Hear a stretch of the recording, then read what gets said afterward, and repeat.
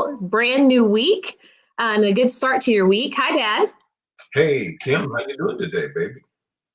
I am good, good, good. Today's a wonderful day. The clouds just went away. The sun's out, so it's a nice day.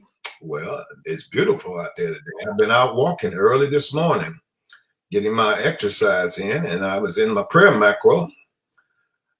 This Uh, yeah, I figured you would be in your prayer macro, out walking and things like that. So that's great. If you're just joining me, my name is Kim Osborne. My maiden name is Roach because I am the daughter of Dr. Tony Roach, this handsome gentleman sitting right here.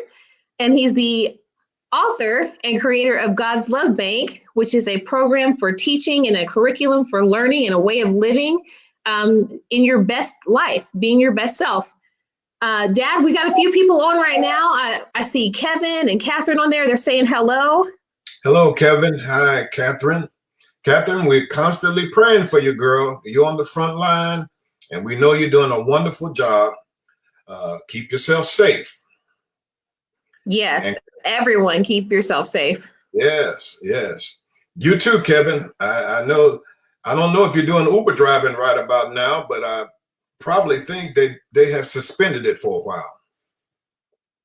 Yeah, I know that a lot of things have been going on in our world today, which is actually one of the things that got us started on this show.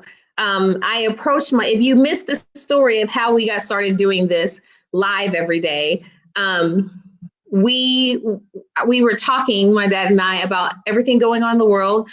We have a pandemic going on. A lot of people are being quarantined and out of work, and people are having different emotions and feelings about this.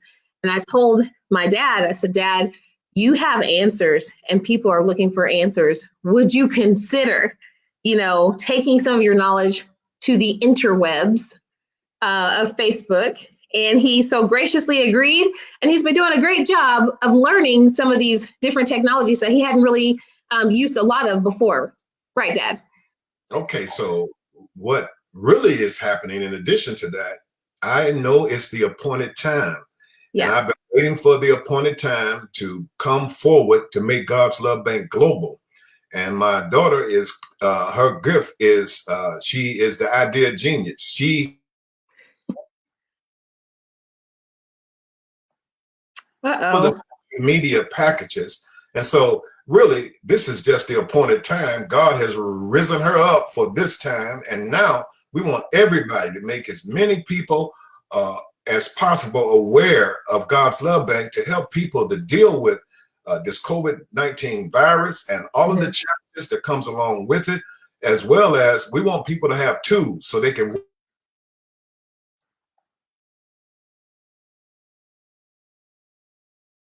hesitate because it's new to me, but she said something that caught my attention. She said, this is a time to serve. And what you'll be doing is serving people via social media. And as far as I'm concerned, that's what I really want to do. I want to serve. And that's what you've been doing. We've done a show a day for the past week, just to kind of recap some of the things that we've talked about. We've talked about we've talked about the prayer macro. Sorry, what was that? First, we talked about love deposits and withdrawals. Yeah, we talked about love deposits and withdrawals. We've talked about the God's Love Bank rationale. And the prayer strategy. Yes, we talked about the prayer macro strategy. We've talked about, well, here, if you remember, Mom, why don't you say some of the things that we've talked about? We talked just about real quick. That of the soul, okay? We talked about the 3 dimensions of loss of soul. We talked about, we alluded to and said we were going to talk about old self logic, but we had to talk about that because all of these tools of thinking work together when we talk about the God's Love Bank rationale, which is simply, I am a spirit, I have a soul, I live in a body, and you are too. You are a spirit, you have a soul, you live in a body. That's how God created us. And when we define ourselves like God defines us, it helps us to cope with almost everything in life. Right. So speaking of spirit, soul, and body, that's one of the last topics that we touched on last week. And on Friday, you talked about how to stay in spirit and release the spirit of fear. And you alluded that today we would be talking about one of your biggest concepts of God's love bank, which is old self-love. Yes. And Kim, I see on the online who's following us right now, one of my good friends, he worked with me. We both earned our master's degree at Abilene Christian University, and that's Willie Smith. He's online. And then I see Dr. Alicia McDaniels Davis, who also is a therapist for God's Love Bank, and she knows the program well. And we've worked together to help people in areas of therapy. You see, God's Love Bank not only affects ministers and members, but it helps therapists, psychologists, all kinds of people. And so good to see you, Dr. Davis and Willie Smith. Hello to those of you who are watching. Thank you so much for watching. Dad, I am eager to get started today because you have such interesting and relevant information to share. So can we go ahead and dive on in? Okay, so the question that we're going to be addressing this show. Okay. Yeah, so one of the things that we're going to address today is why people do self-sabotaging things when they really want success. They really want happiness, but things get in their way. You have some interesting and relevant answers, and I think that would be a good place to start. So can you tell us, for those who don't know, what is old self-love and what does it do? Okay, let me pick up what you just said. Okay. How many of us know people who get to the point where they are about to succeed, and right at the point of getting ready to succeed, they sabotage it? And how many of us know people, even in our own lives, where we may have done something that caused us to do self-defeating, self-sabotaging things to ourselves, and we wonder why we do it? What makes us do these things? What is driving us behind the scenes? What's driving Congress and some of the people in Congress? And why do some people act almost literally like they are unaware that they're acting crazy? And why is it in some of our churches you can have people acting out of character and we wonder what's going on?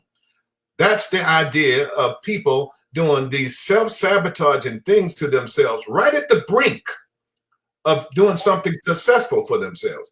Some people work all of their lives trying to get ready for something to do great, and then they end up doing something like some of the people we see now who are national icons. I won't mention any names, and now they're in prison. National music entertainers, I mean, have the world by the string, and yet they end up sabotaging themselves. That's the result of old self-love. And that's what we want to talk about.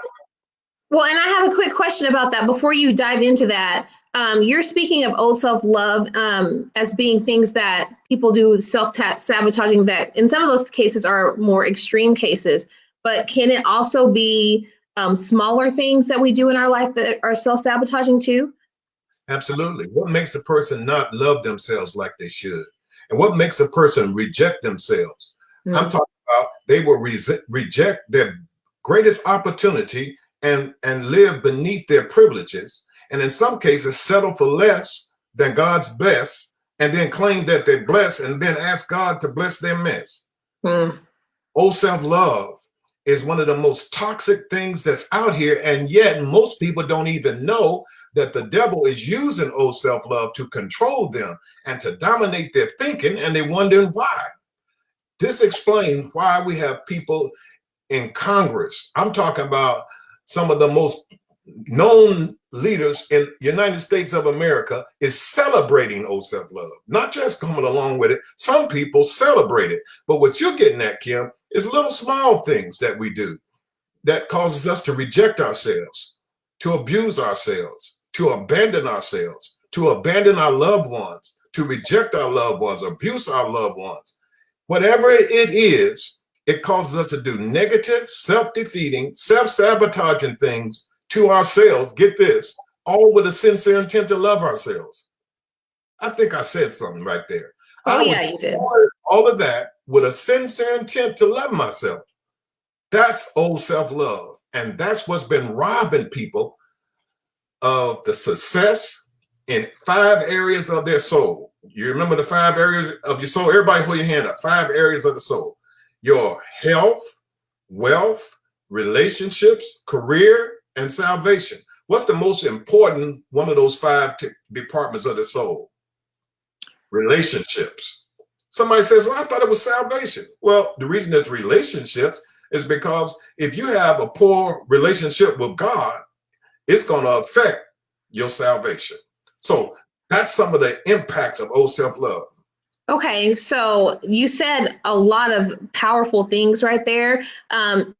At home, what I want you to do is, as he's about to go through this, I want you to kind of jog your mind through your own health, wealth, relationships, career, and salvation. And I want you to ask yourself, have you ever been in a situation where you may have even found yourself sabotaging one of those areas when you really didn't want it to be that way? And while they're thinking about that, Dad, here's my question to you. Where did old self-love come from? Okay, so first of all, old self-love may be defined as your old self, which is your fallen self. It's your lower self. It's your worst self. It's your toxic self. It's your worst self. Your old self is your worst enemy. Okay. Now, where did it come from? Where did old self-love come from? It started with the fall. Old self-love came into existence as a result of the fall of the first man and woman when they sinned in the garden. And since Adam and Eve sinned in the garden and they were the father and mother of the whole human race, it became systemic and it's been passed on from one generation to the next. And so now all of us have to deal with old self-love. Now, it is not sin. It's not the result of sin. It is the result of sin. But what is actually happening is by one man's sin, all men have been impacted by that sin. Romans chapter 5 and verse number 12. Does that make sense? By one man's sin, all have been impacted. By, when you're talking about that one man's sin, you're talking about Adam? Yes. When Adam and Eve sinned in the garden, the old self was given birth. Now, when the old self came into existence, it was existing on this earth, but it had nowhere to reside. So what it did was it corrupted our original self, which is our spirit, soul, and body. It corrupted our original self and then took its residence in our original self. And then it became the old self. Now, sometimes the Bible talks about the old nature, but that's too big. You know why? You cannot fool Mother Nature. That's too big. It's too broad. Then somewhere is the old man. Well, let me say something. That's sexist language. That's the language that they used during the time of King James. There's some old girls, if you haven't. So that's why old self is the most accurate way of translating the passages that deal with old self-love. Okay, so you said a lot of information, and some of it's kind of deep. So can you explain it to me a little bit by giving me some examples? Like when you're talking about old self, what does that look like in just the average person, or you know what I mean? Or even if you want to use yourself as an example, what can you give us something tangible that we can see what old self is like? You know, you just reminded me to go to my book called God's Love Bank. I want to read just a brief section of this, Okay. and it describes it. We have all observed with great sadness the pain and suffering of the lives of many individuals caused by old self-love. It was instrumental in reducing a would-be presidential hopeful into being simply hopeless. Because of its underestimation, old self-love, it caused a heavyweight champion to be defeated by a lightweight beauty contestant and ultimately led to the biggest defeat in his entire career. The cause, old self-love. Several nationally known ministers shamed and humiliated themselves, their families, and their followers. Why? Old self-love. One of the greatest athletes of all time is now viewed as the greatest abusers of all time after sitting through what is called the trial of the century.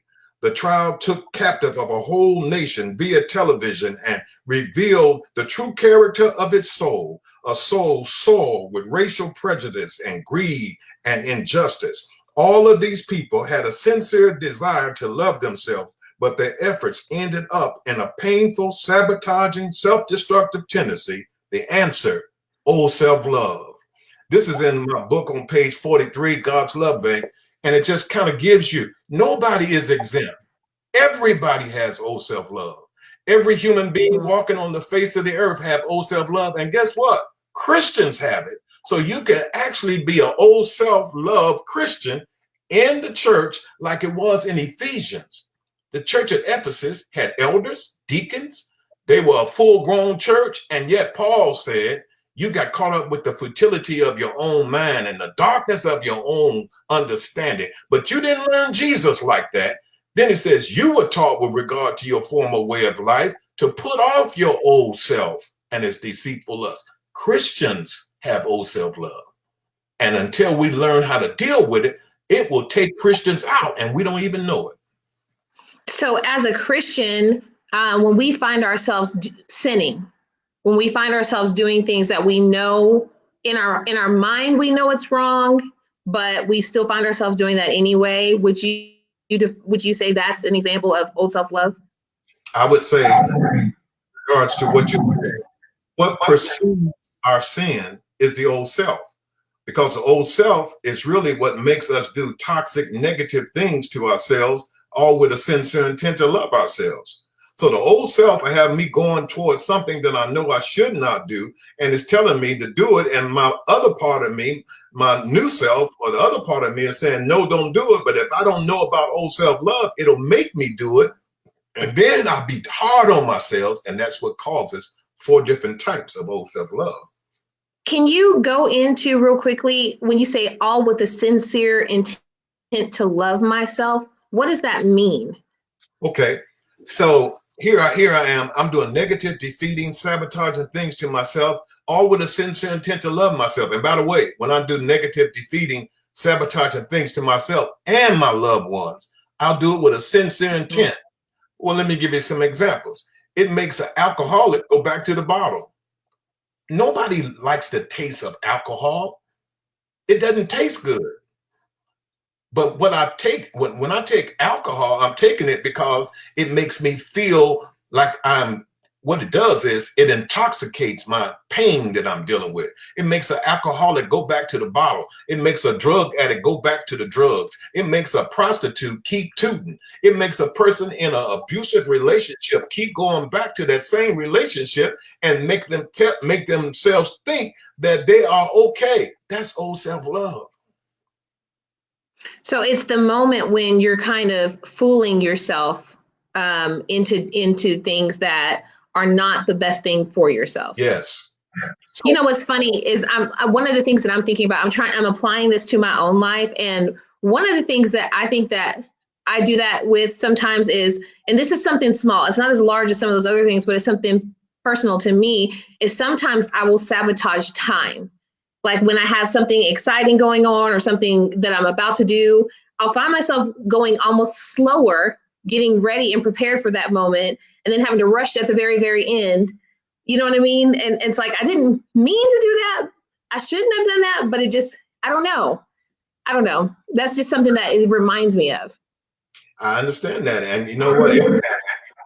Everybody have their own type of old self-love.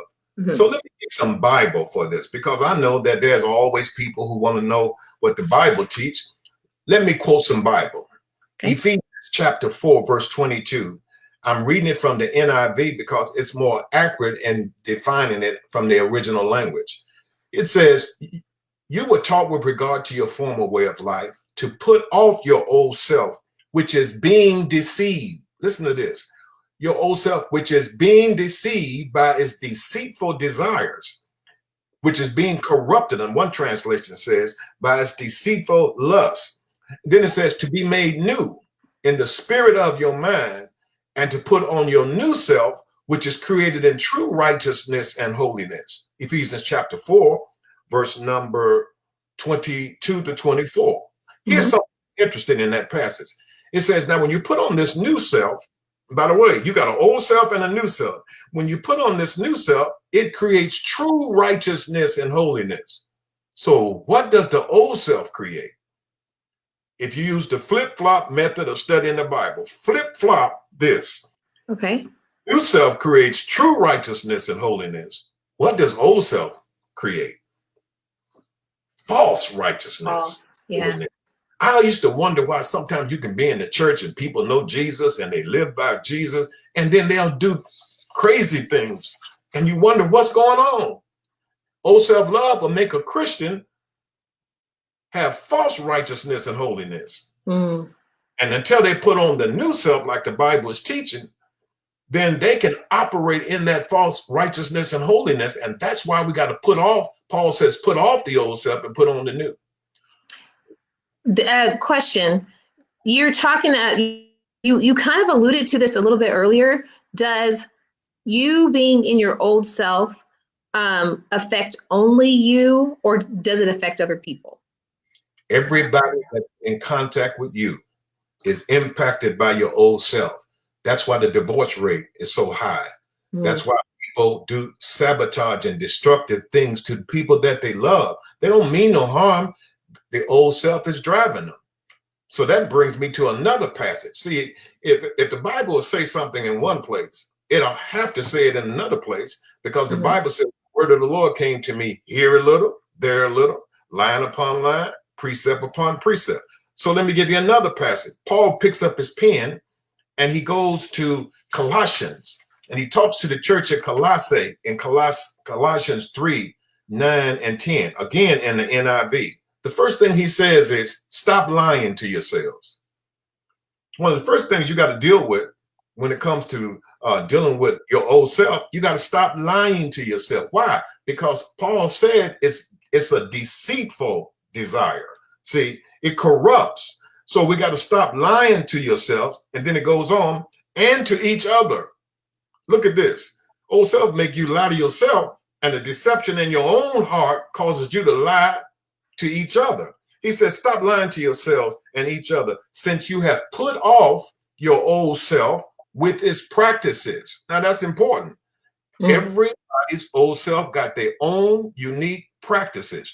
What you just identified when you said that it causes you to almost, you were saying kind of sabotage. Yeah, sabotage time. Yes. Well, see, that's part of your brand of the old self. For other people, everybody got their practices, and everybody's old self-love is unique to them. Even though you and I may have the same type of old self-love, it is unique to me personally. So Paul says, since you have taken off your old self and its practices and put on your new self, now watch this, which is being renewed in knowledge in the image of God, our creator. No, wait a minute. This new self is being renewed in the knowledge of our creator. So what that means then, if we flip-flop that, the old self is robbing us of the image that God created us in the very beginning of time. Wow. The old self is robbing us in the image that God created us. Yes. Meaning who God originally intended for us to be. Absolutely. That's the very thing we're being robbed of. Absolutely. I got a call today. They're telling me what's happening in the prison system.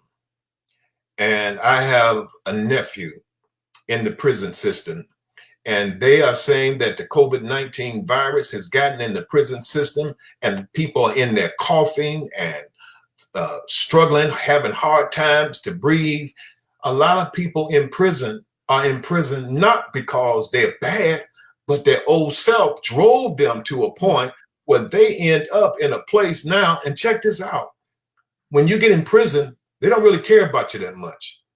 Literally, from the language of some of them, they classify many people in prison as the scum of the earth. And so they will let that virus go in some cases, because they can't stop it. And they keep them isolated.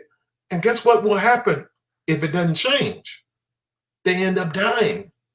Or they'll begin to experiment on them by trying different drugs to help to see if they will survive it, so that maybe they can use it on the good people of the earth, you see? So old self-love is robbing people of some of the most important and significant things in their life, in their health, their wealth, their relationships, their career, and salvation. And that's why you started out saying this is one of the most important parts of God's love bank. Because if you don't understand your old self, you can be a Christian. I know in my own life, I used to wonder, how in the world can I be a preaching and teaching, and yet I'm doing these negative, defeating, sabotaging, destructive things to myself? Then I began to look around at my colleagues, preachers, and some of them were doing things that was phenomenal. I'm saying, what is that? And that's when I went and did my doctoral thesis, and the Lord revealed to me the significance of what happened in the fall and old self-love. Wow, I'm still really focused on that concept, and like you've been talking about these past few minutes about how we're being robbed of who God intended us to be. If you're at home, how many of you are thinking through your own life of ways that perhaps you might have been robbed, or you might be robbing yourself of who God has chosen you to be? I just think that that is something that's so powerful, and it's easy to see in other people. We see all these other people, they're like, wow, why don't they see how incredible they are? But it gets more difficult seeing it inside of ourselves. Absolutely. Is there a way that we're able to kind of see our own selves of what's going on in our own life, ways that we are in our old self?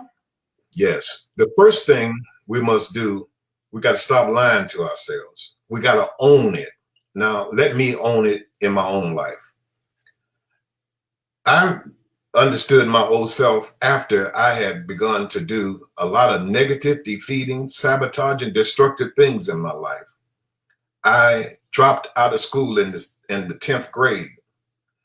I went out into the streets doing things I'm not proud of today. I found myself being caught up with alcoholism, promiscuity. See, now, you notice how everybody's quiet right now? Because when you visit your hall of shame, everybody else will be listening to you. But check this out, listeners. Everybody got a hall of shame. Well, story short, it wasn't until my best friend got shot and he was paralyzed by, quote unquote, one of our so-called friends. And at that time, I was very young, and I always have had the ability to talk. And so it was a lot of drug dealers trying to get me to operate their drug houses. And at 16, I believe it was, I had a fencing business going on, and I had grown men that were working for me. What were you doing? My old self-love was robbing me of my gift. I've always had the gift of communication. And the drug dealers would come over to me and say, young blood, you have the gift of gab. Let me set you up in a house. And then I would talk with these fences that I would be having others do these things that were wrong to bring me different items at 16 years old. And as a result of that, one of my mentors, an old gentleman by the name of Freddie, who had been to prison for 20 years, he had opened up a shoe shop. He started saying to me, and they called me Andy at that time, you need to go back to school and get your education. Well, when I got ready to go back to school, I discovered I couldn't read. And when I discovered I couldn't read, I found out when I was working on my master's degree why I dropped out of school. See, when you got poor reading, writing, and math skills, you gravitate toward two things: gang activity, delinquent behavior, because you want people to pay attention to you. So I'm 16 years old, and I'm sitting up in the classroom, and I couldn't read. I could not read a sentence. What was happening? My old self was robbing me at that very age. And let me stop for a moment. Do you know, Kim, the old self will try to rob you of your gift at a very young age because he wants to sabotage what you can do for God. Does that make sense? Yeah, for sure. I've taught for many years, and I taught little kids. And it's interesting to me that when you ask a little kid what they want to be, they don't hesitate. They tell you a million things that they dream of being and that they want to be. Yes. And then I've also taught up to the adult age. And when I ask the same question, they will do everything but tell me what they actually want, Yeah. where they've just been robbed through the years.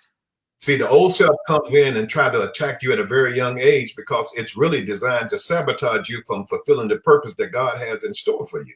Yeah. Let me give you an example. Okay, so I'm 16, and my father was an alcoholic for about 25 years. I actually taught him the gospel later on, and he obeyed. But he used to come home and he would be intoxicated. This is your grandfather. And he would come into our room. My brother and I had a room, and he would hit the table. Boom! Boy, I want you to go to school and be somebody. I want you to be Dr. Roach. Never lose the case in your life. How much time we got, Kim? I'm trying to wrap this up. We got a little bit of time. We got about a few minutes. Let me finish this story. I want you to see how old self-love was robbing me. And he would say, boy, I want you to go to school and be somebody. He kept saying, I want you to be Dr. Roach. Never lose a case in your life. Well, children are good observers and poor interpreters. I concluded, like Paul said, when I was a child, I thought as a child, I understood as a child. But when I became an adult, I understood, I spake as a child, and I understood as an adult. Well, children are good observers and poor interpreters. So when my father hit that table, boom, he would come there every Friday night. He'd be drunk, and he hit the table. Me and my brother would act like we sleep until he come in there, boom. Boy, I want you to go to school and be somebody. I want you to be Dr. Roach. Never lose a case in your life. As a child, I'm a good observer and poor interpreter. I concluded this: if I got to go to school to be somebody, that means I am nobody right now. My home base of, and we'll talk about the home bases, my home base of worthlessness came into existence. My old self of worthlessness. So what did I do? I dropped out of school, go out into the streets, and I spent 5.5 years until my friend gets shot. Then I decided to go back to school. But when I got ready to go back to school, I realized I couldn't read. I couldn't read a sentence. And so then I was so determined. I went into my basement and started using index cards and putting words on the back of the index card.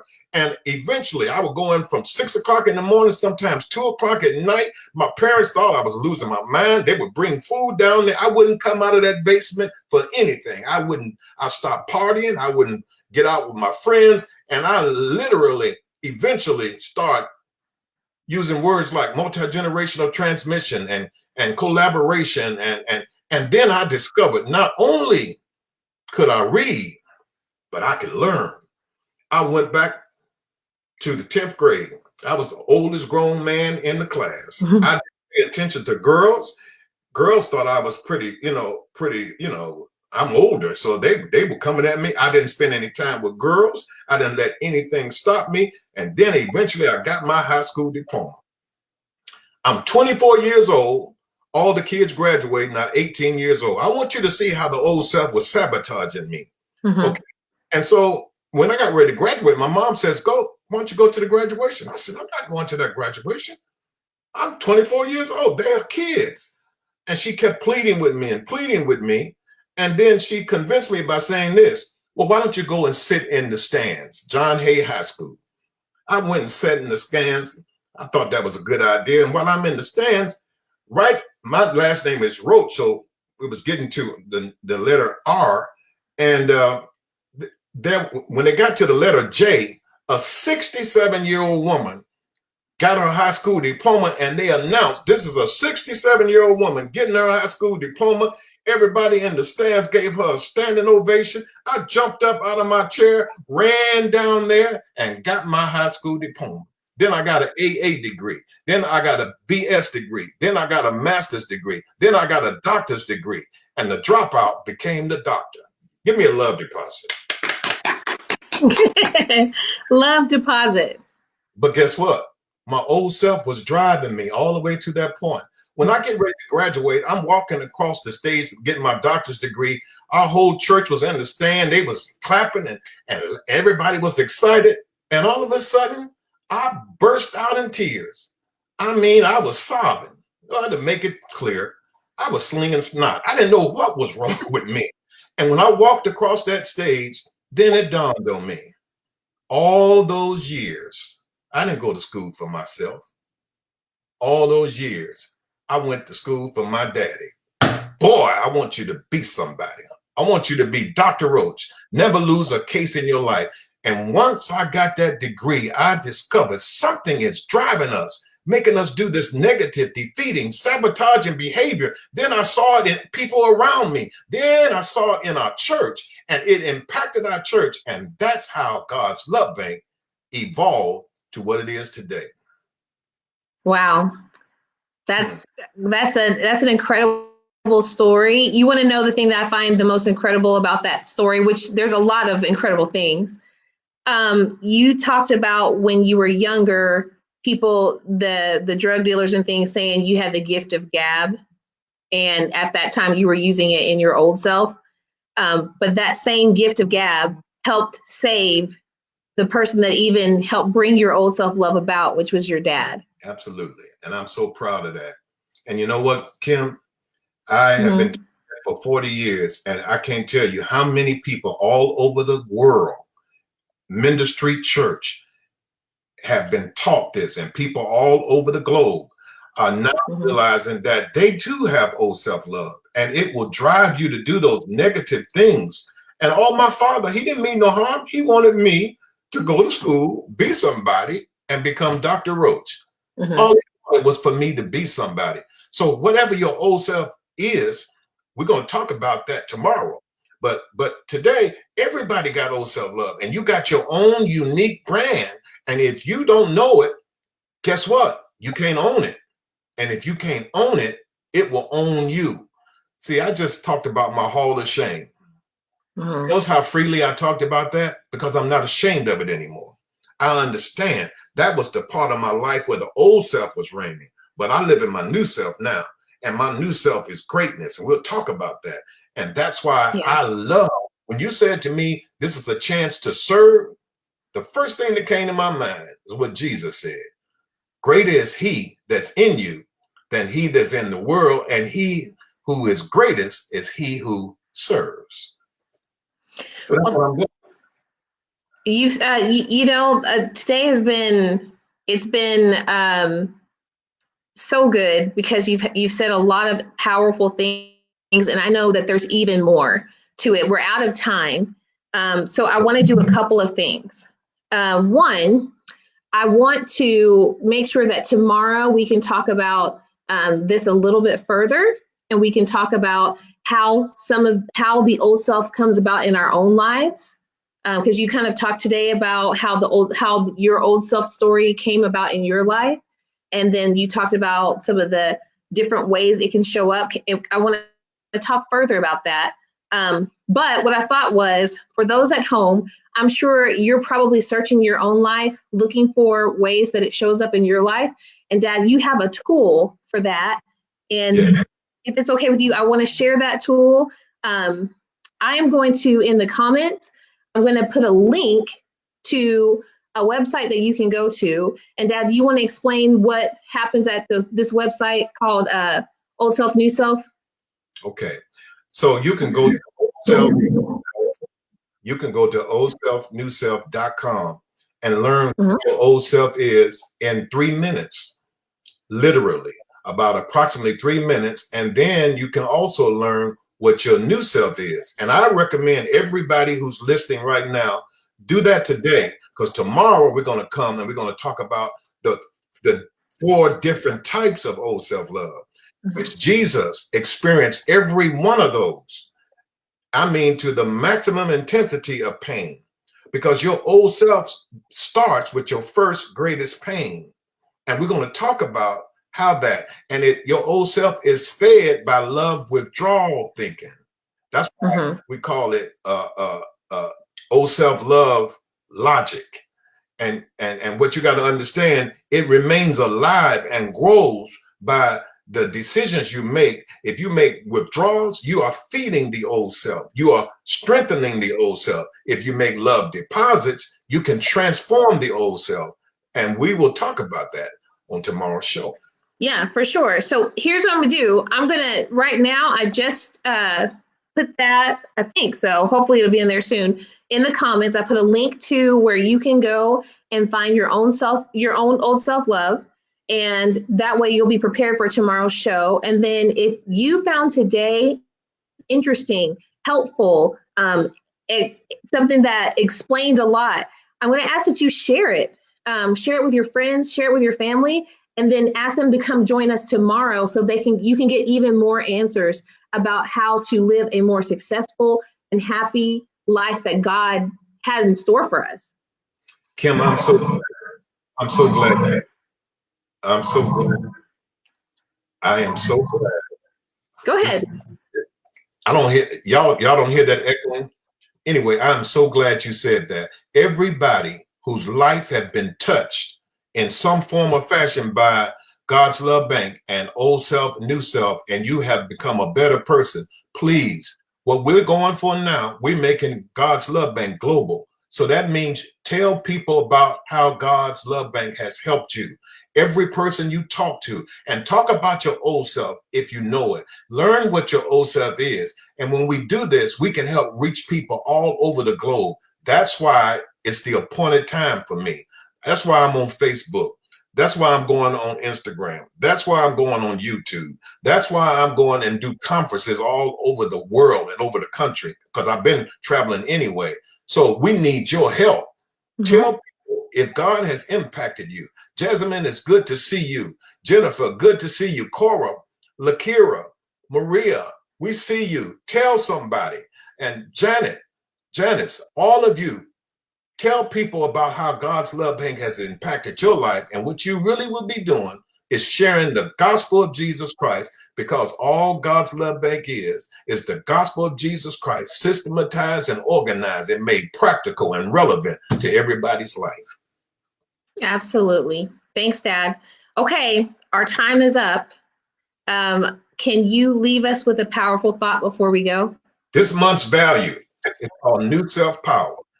The power to choose my own response to what happens to me in life, and to be proactive rather than reactive by turning everything that happens to me into a love deposit rather than a love withdrawal, through the power of life and death, which is on my tongue.